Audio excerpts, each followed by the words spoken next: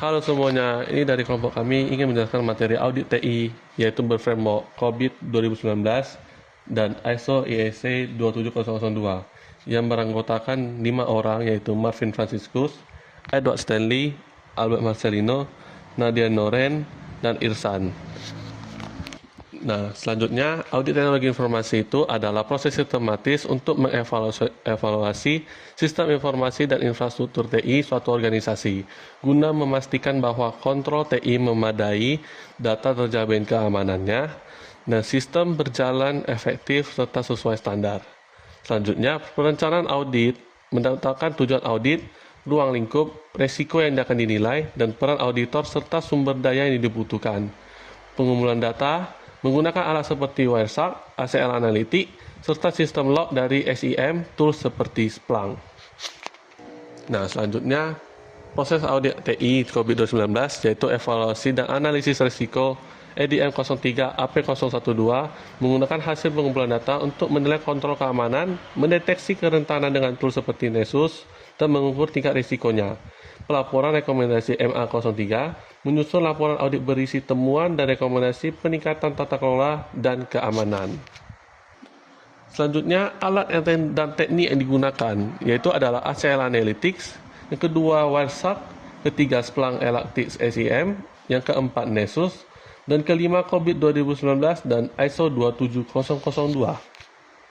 Selanjutnya, COBIT Control Objective for Information and Related Technology adalah kerangka kerja tata kelola TI yang dikembangkan oleh ISACA. Versi terbaru COBIT 2019 dirancang untuk menyelaraskan TI dengan tujuan bisnis, mengelola risiko, serta meningkatkan akuntabilitas dan transparansi dalam penggunaan TI di organisasi. Fokus COBIT 2019 itu menyelaraskan TI dengan strategis bisnis menggunakan 40 governance dan management objektif. Selanjutnya, ini adalah isi-isi domain terkait framework tata kelola TI COBIT 2019. Ada EDM, APO, BAI, DSS, dan MEA, serta fungsi masing-masing. Selanjutnya, ini komponen inti COBIT 2019, yaitu ada prinsip tata kelola, cascading goals, focus areas, dan design factors. Ini manfaat COBIT 2019 yaitu menyelaraskan TI, meningkatkan akuntabilitas, memfasilitasi kepatuhan, mengelola risiko, dan mendukung proses audit internal dan eksternal. Ini contoh penerapan COBIT 2019 yaitu ada AP001 Manajemen Strategi TI dan kedua DSS 05 mengelola keamanan untuk menetapkan kebijakan akses dan kontrol untuk pengguna aplikasi internal dengan memastikan kesesuaian dengan strategi perusahaan. ISO IEC 27002 adalah standar internasional yang memberikan pedoman praktik terbaik dalam mengelola kontrol keamanan informasi. ISO IEC 27002 ini pedoman praktik terbaik untuk pengendalian keamanan informasi bagian dari ISO 27000 series. Manfaat ISO IEC 27002 menyediakan kontrol teknis, menjamin kerahasiaan integritas, mendukung penerapan sertifikasi, membangun organisasi menghindari kebocoran data, dan memenuhi persyaratan hukum dan kontrak klien. Ini adalah domain-domain terkait tentang ISO IEC 27002 dengan tujuan umumnya masing-masing.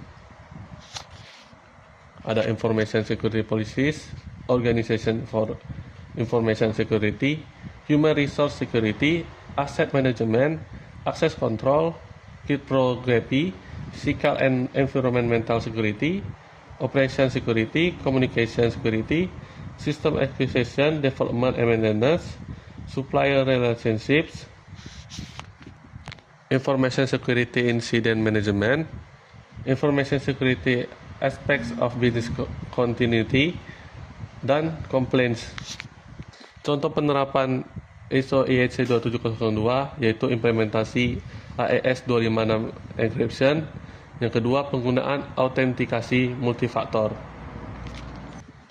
Standar manajemen risiko dan proyek manajemen risiko ISO 10000 dan ISO 27005, yaitu ada risiko kehilangan data di cloud, mitigasi dengan backup harian dan enkripsi.